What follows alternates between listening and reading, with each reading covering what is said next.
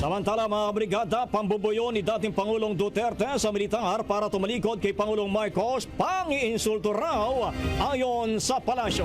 May detalye si Brigada Maricar Sargan. Brigada Maricar, i-brigada mo. Brigada Live Report. Tinawag ng Office of the Executive Secretary na makasarili ang motibo ni dating Pangulong Rodrigo Duterte na patalsikin sa pwesto si Pangulong Ferdinand Marcos Jr. Sa inilabas na statement ngayong hapon, sinabi ni Executive Secretary Lucas Bersamin na nakakagulat ang garapalang panawagan ng dating Pangulo sa sandatahang lakas ng Pilipinas na magsagawa ng kudeta laban kay Pangulong Marcos para maipalit sa pwesto ang kanyang anak. Ayon kay Executive Secretary Lucas Bersamin, ang panawagan ng dating Pangulo sa militar na tumalikod kay Pangulong Marcos ay pang-iinsulto sa profesionalismo at sa sinumpaang tungkulin ng sandatahang lakas ng Pilipinas.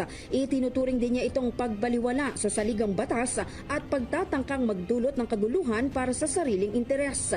Nananawagan ang administrasyon kay Duterte na igalang ang konstitusyon at tigilan na ang pagiging irresponsable.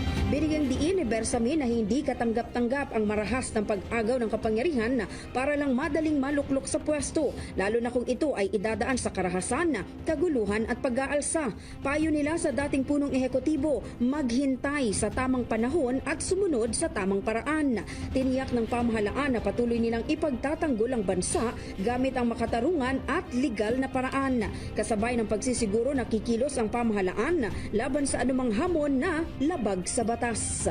In the heart of changing lives, ito si Brigada Maricar Sargan ng 15.1 Brigada News of Manila, The Music and News Authority.